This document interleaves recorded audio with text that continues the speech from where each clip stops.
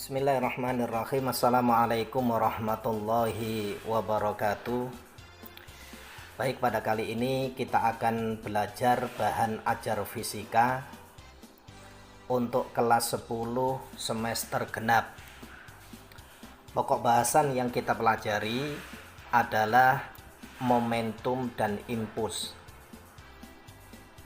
Kompetensi dasar yang akan dimiliki oleh peserta didik setelah mempelajari bab ini, yang pertama adalah kompetensi pengetahuan KD 3.10,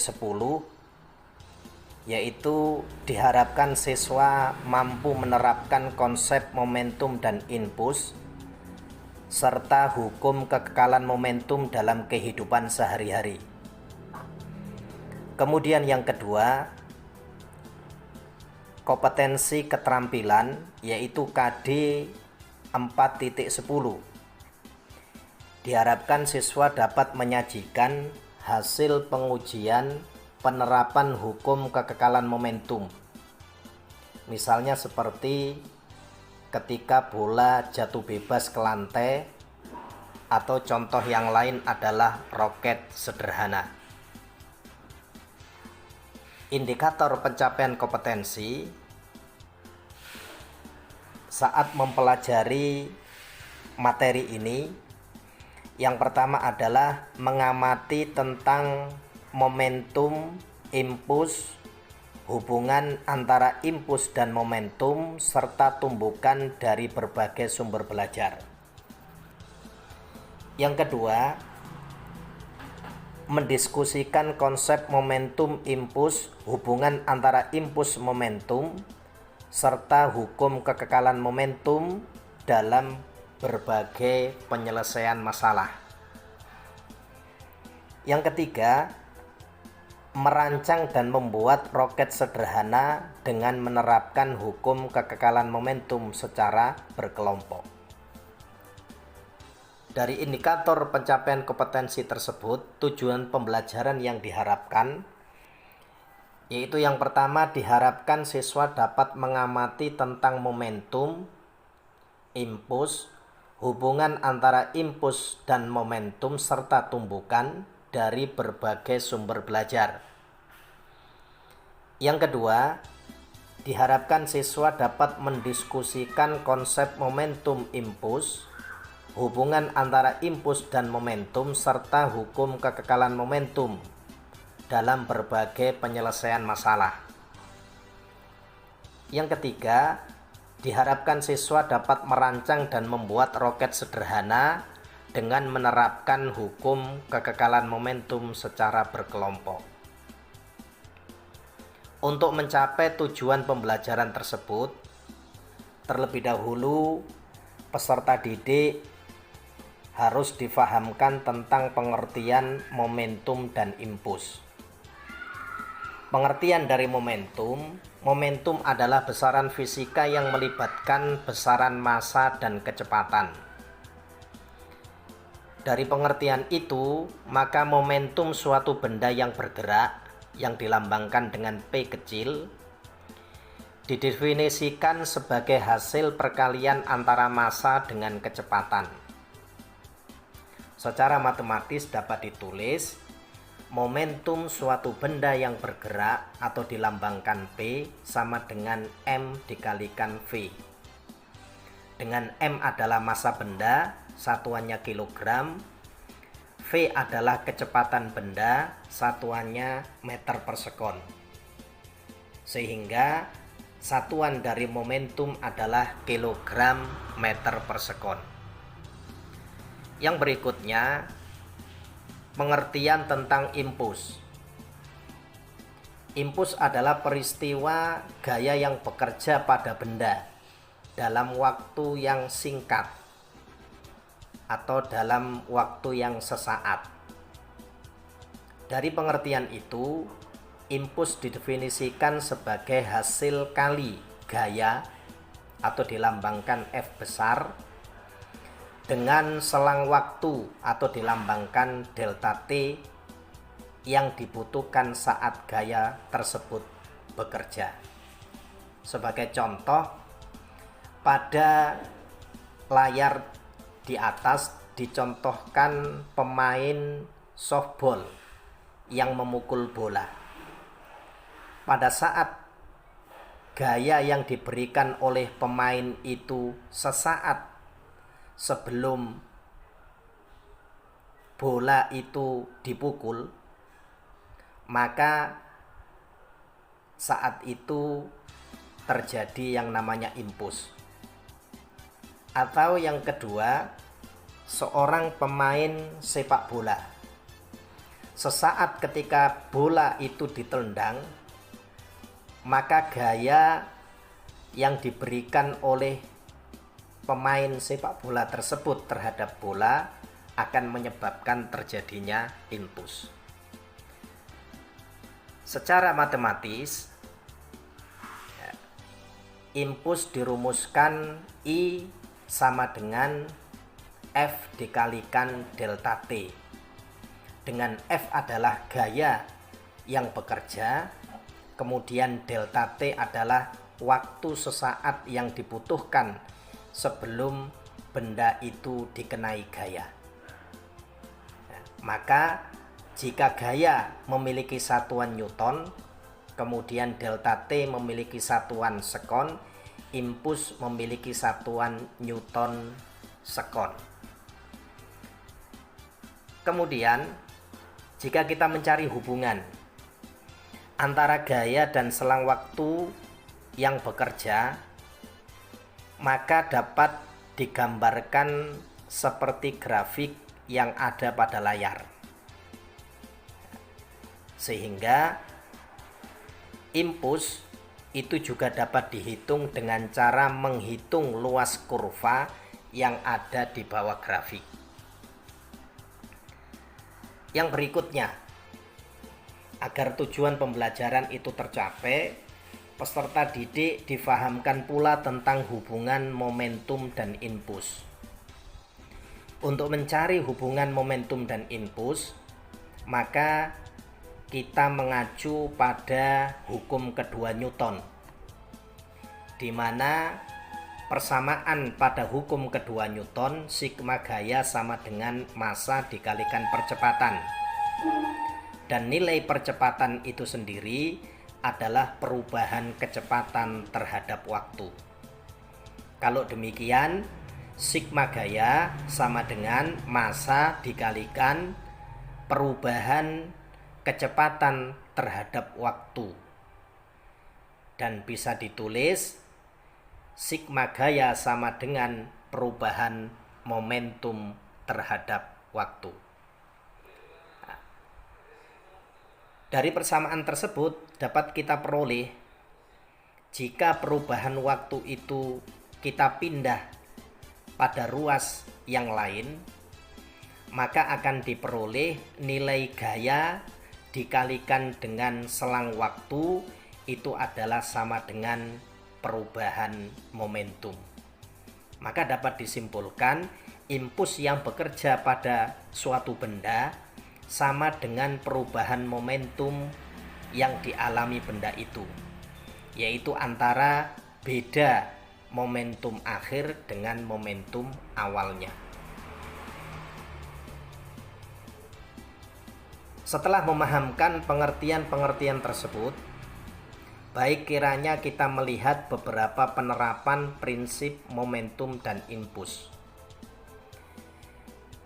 Pada materi ini kami gambarkan sebuah bola yang diberikan kecepatan dengan kecepatan V1 mengenai dinding. Pada saat bola tersebut sesaat sebelum meninggalkan dinding, maka berdasarkan konsep hukum Newton, ketika ada gaya yang bekerja pada satu benda, maka benda tersebut akan memberikan gaya. Sesaat benda sebelum atau bola sebelum meninggalkan dinding, maka terjadi impuls antara bola dengan dinding tersebut. Sehingga kasus atau penerapan prinsip momentum dan impuls itu bisa kita gunakan sebagai aplikasi dari hubungan antara impuls dan momentum, di mana impuls adalah perubahan momentum. Jika kita anggap bola ketika meninggalkan atau bergerak menuju dinding itu bernilai positif, maka kecepatan ketika bola meninggalkan dinding itu nanti bernilai negatif. Kecepatan awalnya itu sebelum tumbukan, dan kecepatan setelah mengenai dinding itu adalah sesudah terjadi tumbukan. Pengertian-pengertian tersebut kemudian bisa kita aplikasikan, misalnya pada sebuah contoh. Sebagai contoh soal, misalnya sebuah bola bermasa 50 gram jatuh dari ketinggian 7,2 meter. Setelah menumbuk lantai, bola memantul kembali, yaitu berlawanan arah dengan arah sebelumnya dengan ketinggian 3,2 meter. Pertanyaannya, hitunglah momentum bola sebelum dan sesudah menumbuk lantai. Pertanyaan yang berikutnya adalah gaya yang diberikan lantai pada bola ketika bola menyentuh lantai selama 0,02 sekon. Nah, untuk menjawab soal tersebut, maka terlebih dahulu kita harus mampu membuat alur berpikir di mana ada bola yang jatuh pada ketinggian tertentu mengenai sebuah lantai, dan kemudian bola itu dipantulkan dengan ketinggian tertentu pula. Alur yang berikutnya adalah kita akan menghitung momentum sebelum dan sesudah menumbuk lantai. Berarti ada P1 dan ada P2. Yang ketiga, alur yang berikutnya adalah kita akan menghitung nilai gaya yang bekerja antara bola dengan lantai sesaat, yaitu dengan selang waktu 0,02.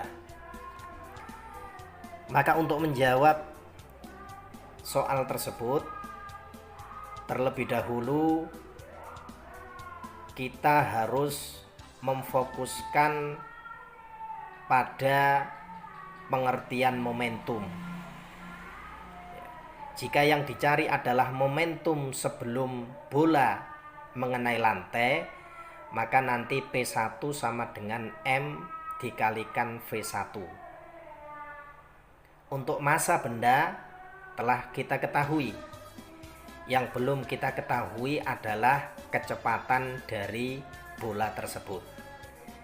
Berdasarkan konsep gerak jatuh bebas, maka akan diperoleh nilai kecepatan V1 sama dengan akar 2GH.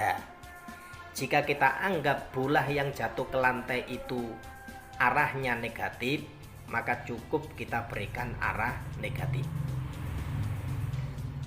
Kemudian yang kedua, momentum sesudah bola mengenai lantai, maka P2 sama dengan M dikalikan V2. Untuk V2, jika kita mengambil konsep gerak jatuh bebas, maka akan diperoleh persamaan yang sama. V2 sama dengan 2GH, akar 2GH. Dengan ketentuan kalau tadi V1-nya itu kita anggap negatif, maka V2-nya kita anggap menjadi positif. Kemudian setelah alur berpikir seperti itu dapat kita fokuskan, kita dapat menghitung besar dari V1. Nah, akar 2GH, 2 dikalikan G-nya 10, H1-nya adalah 7,2. Maka diperoleh nilai V1 itu adalah 12 meter per sekon. Dengan arah kita anggap negatif. Kemudian V2, akar 2GH, 2 dikalikan 10, H2-nya ketika bola memantul dari lantai tadi 3,2. Sehingga V2-nya kita peroleh 8 meter per sekon. Kalau yang V1 kita anggap negatif, maka V2-nya akan bernilai positif, yaitu menunjukkan arah. Sehingga momentum sebelum tumbukan akan kita dapatkan massa dikalikan kecepatan. Tadi massanya adalah 50 gram, kita ubah dalam satuan kilogram akan diperoleh 5 kali 10 pangkat min 2 dikalikan 12, sehingga diperoleh nilai 0,6 dengan arah ke bawah. Kita berikan arah negatif. Nilai momentumnya 0,6 kg meter per sekon. Adapun P2-nya adalah M dikalikan V2.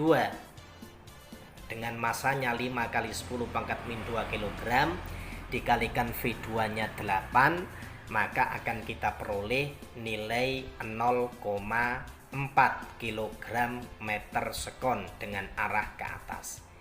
Jadi momentum sebelum tumbukan adalah min 0,6 kg meter per sekon, dan setelah tumbukan adalah 0,4 kg meter per sekon.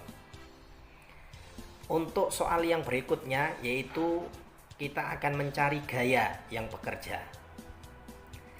Nah, kita memiliki hubungan impuls sama dengan gaya dikalikan selang waktu, di mana waktu sesaat yang terjadi antara bola dengan lantai itu adalah 0,02 sekon.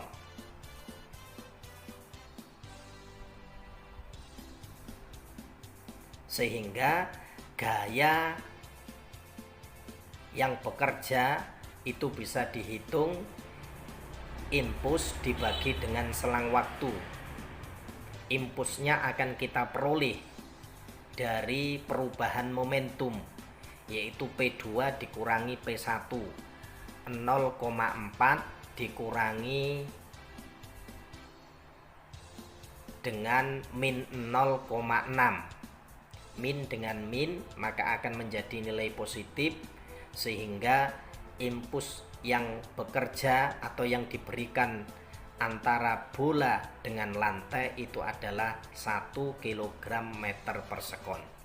Jika demikian, maka gaya yang bekerja adalah 1 dibagi 0,02 akan diperoleh nilai 50 Newton. Maka dapat disimpulkan gaya yang diberikan lantai untuk melawan gerak bola yang jatuh adalah sebesar 50 Newton. Terima kasih. Itu adalah beberapa materi berkaitan dengan momentum impuls. Mudah-mudahan dengan materi ini akan banyak pelajaran yang bisa kita dapatkan. Kami akhiri. Assalamualaikum warahmatullahi wabarakatuh.